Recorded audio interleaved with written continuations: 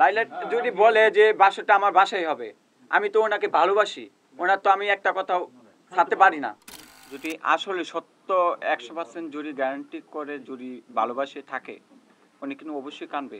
আর যিনি ভালো না বেশে ভাইরাল হতে চায় তিনি কিন্তু কোনোদিন কানবে না, এটা কোনোদিন কোন মিডিয়াতে কানবে না। এই যে যেমন আমি প্রিন্স মামুনের কথা বলি, যে টাকা পয়সা নিয়ে বাইগা চলে গেছে প্রিন্স মামুন, তো আমি চাই না যে আমি লাইলাকে কোনোদিন ছেড়ে যাব। আমি লাইলার টাকাকে চাই না, মনকে চাই, আমি মনকে জয় করতে চাই, আমি লাইলাকে 100% বিয়ে করতে চাই। এটা মোমো ভাই সহ সবাই জানে। জি, লাইলার বয়স আমি জানি 55 বয়স। আমার বয়স 30 থেকে 25, মানে 25 থেকে 30। কেন প্রিন্স মামুন তো না, প্রিন্স মামুন তো বয়স হবে কমপক্ষে 22 থেকে 25, তো এখনো আমি চান্স পাবো না। কেন পাবো না আমি? প্রিন্স মামুন তো বয়স 22 থেকে 25 আনুমানিক, উনি তো আমার তো ছোট। প্রিন্স মামুন না হোক, প্রিন্স মামুন তো মনে করেন যে লাইলাকে ছাড়ে চলে গেছে, কেন লাইলাকে ছাড়লো? উনি যদি ভালোই হতো কেন ছাড়া গেল? আচ্ছা, তোমার ভিতরে কি কি গুণ আছে লাইলাকে বিয়ে করা? আমার তো অনেক গুণ আছে, বলো। আমি ওনাকে খাওয়ানি পড়ানি এবং পোশাক দাশাক এবং ওনাকে চালানোর জন্য আমার সামর্থ্য আছে। কোথায়? আমার বাসায় অথবা ওনার বাসায়, ওনার তো ফ্ল্যাট আছে, বা আমার বাসায় নিয়ে আসবো। কেউ বিয়ে করলে কি বাড়িতে?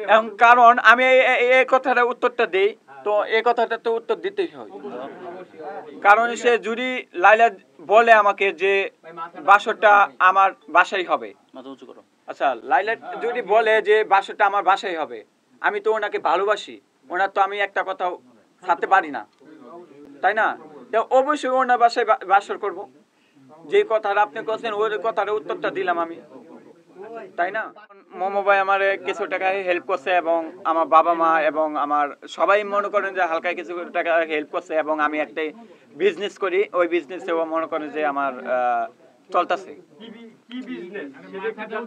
বিজনেস হলে আমি সরকারি জব করি। সরকারি জব? জি। বিজনেস আবার সরকারি জব, বিজনেস কি আর সরকারি জবটা কি? তো জব তো জবই হয়, জব তো মানুষের কাছে বলতে হয় না। মানে জবটা মূলত কি ভাই, যদি একটু সংক্ষেপে বলেন জবটা কি আর বিজনেসটা কি, যদি বিজনেস হলো অনলাইন ব্যবসা। বিজনেস হলো অনলাইন ব্যবসা, যেমন বুস্টিং এর কাজ, যেমন আপনার পোস্টে মানে পোস্টার বানানো, ব্যানার বানানো, এগুলো তো একটি বিজনেস কাজ। বিজনেস কাজ না, অনলাইন কাজ। এক্সাম্পল।